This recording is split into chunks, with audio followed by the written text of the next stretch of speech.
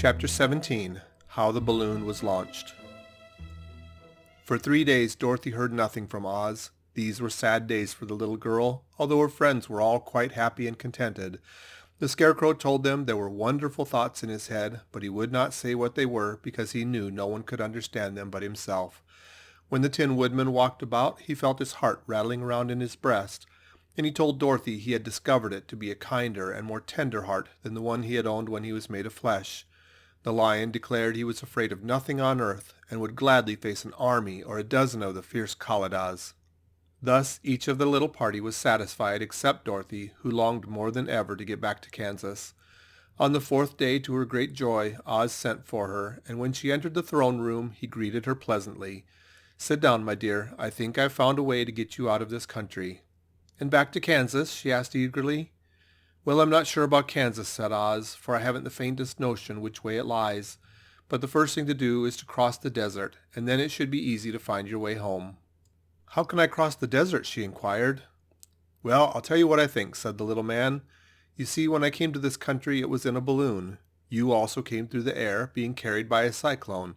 So I believe the best way to get across the desert will be through the air. Now it is quite beyond my powers to make a cyclone, but I've been thinking the matter over, and I believe I can make a balloon." "How?" asked Dorothy.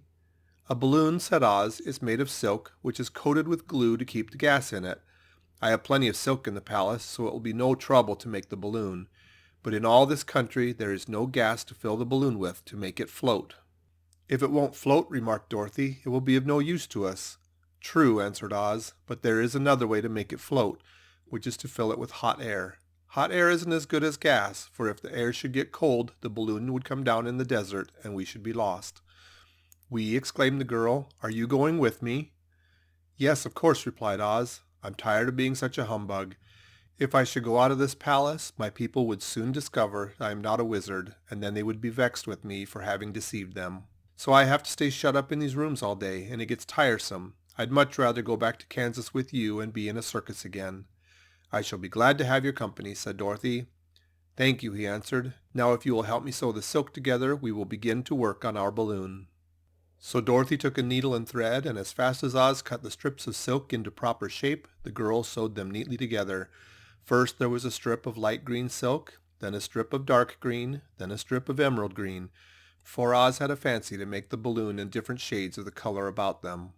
It took 3 days to sew all the strips together, but when it was finished they had a big bag of green silk more than 20 feet long.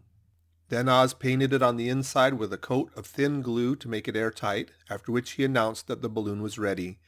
"But we must have a basket to ride in," he said, so he sent the soldier with the green whiskers for a big clothes basket, which he fastened with many ropes to the bottom of the balloon.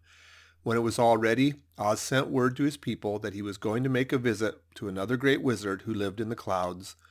The news spread rapidly throughout the city, and everyone came to see the wonderful sight. Oz ordered the balloon carried out in front of the palace, and the people gazed upon it with much curiosity. The Tin Woodman had chopped a big pile of wood, and now he made a fire of it, and Oz held the bottom of the balloon over the fire so that the hot air that arose from it would be caught in the silken bag. Gradually the balloon swelled out and rose into the air until finally the basket just touched the ground. Then Oz got into the basket and said to all the people in a loud voice, "I'm now going to make a visit. While I am gone, the Scarecrow will rule over you. I command you to obey him as you would me." The balloon was by this time tugging hard at the rope that held it to the ground, for the air within it was hot, and this made it so much lighter in weight than the air without that it pulled hard to rise into the sky. "Come, Dorothy," cried the wizard. "Hurry up, or the balloon will fly away." "I can't find Toto anywhere," replied Dorothy, who did not wish to leave her little dog behind. Toto had run into the crowd to bark at a kitten, and Dorothy at last found him. She picked him up and ran toward the balloon. She was within a few steps of it, and Oz was holding out his hands to help her into the basket, when crack went the ropes, and the balloon rose into the air without her. "Come back," she screamed. "I want to go too." "I can't come back, my dear," called Oz from the basket. "Goodbye." "Goodbye," shouted everyone, and all eyes were turned upward to where the wizard was riding in the basket, rising every moment farther and farther into the sky.